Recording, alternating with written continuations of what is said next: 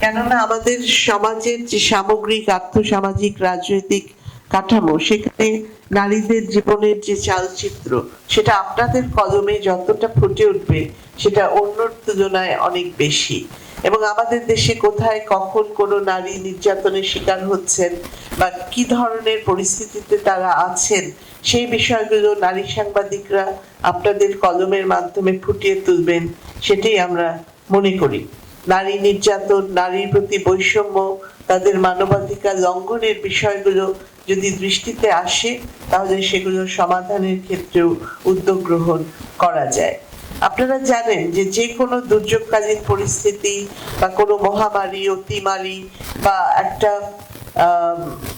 অস্বাভাবিক পরিস্থিতি যখনই হয়, তখন তার সবচেয়ে বেশি শিকার যারা হন তারা হচ্ছেন নারী। কাজেই তাদেরকে সেই বিশেষ সময়ে, দুর্যোগ কবলিত সময়ে, সেটা প্রাকৃতিক দুর্যোগই হোক বা কোভিড মহামারী হোক, সেখানে আমাদের নারীদেরকে অনেক বেশি সহযোগিতা দিতে হয়। যে নারীরা ক্ষুদ্র মাঝারি উদ্যোক্তা রূপে কাজ করেন, তারা কিন্তু কোভিড-19 অনেক ক্ষতিগ্রস্ত হয়েছেন এবং সেখানে তাদেরকে প্রণোদনা দিতে হয়েছে। তেমনি ভাবে যে বর্ণনাটা মিনু আপার বক্তব্যে এসেছে, যে যখন সার্বিকভাবে সংবাদ মাধ্যমগুলো বা যে সংবাদ হাউসগুলো, যখন নিউজ হাউসগুলো তাদের ছাঁটাই করছে বা তাদের কার্যক্রমকে সংকুচিত করে ফেলছে, কারণে সবচেয়ে আগে নারীরাই সেখান থেকে বাদ পড়ে যাচ্ছেন।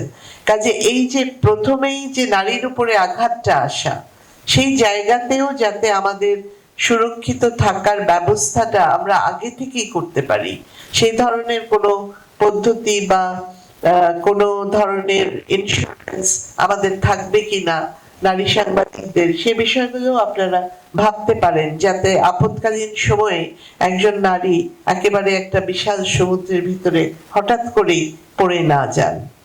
যোগ্যতা অনুযায়ী পদোন্নতি, যথাযথ কর্মপরিবেশ নিশ্চিত করা, সেগুলো এখনো আমাদের সেই দাবিগুলো নিয়ে এখনো এগিয়ে যেতে হচ্ছে। আমাদের নারী অধিকার আন্দোলনের অনেক দীর্ঘ সংগ্রাম এবং ইতিহাস আছে, অনেক গৌরবোজ্জ্বল ইতিহাস আছে। আমাদের নারী নেতৃত্ব যারা আমাদের এই সংগ্রাম আন্দোলনে পথিকৃৎ ছিলেন, তারা আমাদের জন্য এই পথটা তৈরি করে দিয়েছেন। আমাদের প্রধানমন্ত্রী শেখ হাসিনা, তিনি নারী ক্ষমতায়নের একজন সারা বিশ্বে একজন আইকন, এবং তার গৃহীত কার্যক্রম নীতিমালার কারণে আজকে বাংলাদেশে নারী ক্ষমতায়ন একটা অনুকূল পরিবেশ পাচ্ছে।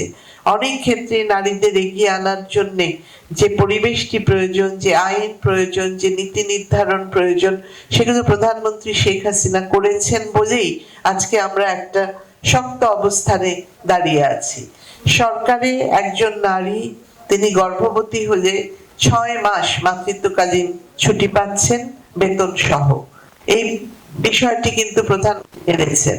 4 মাস থেকে 6 মাস পর্যন্ত এই সময়কাল বৃদ্ধি এবং বেতন সহ এই নীতিটি তিনি এনেছেন। এরকম বহু ব্যাপারে তিনি উদ্যোগ গ্রহণ করেছেন। এমনকি তথ্য প্রবাহের যে সুবর্ণ সময়ের মধ্যে দিয়ে বাংলাদেশ এখন যাচ্ছে, সেখানে এই যে বিভিন্ন প্রাইভেট টেলিভিশন চ্যানেলগুলো সংখ্যা যে বৃদ্ধি পেয়েছে, সেটাও কিন্তু প্রধানমন্ত্রী শেখ হাসিনারই একটি অনন্য অবদান।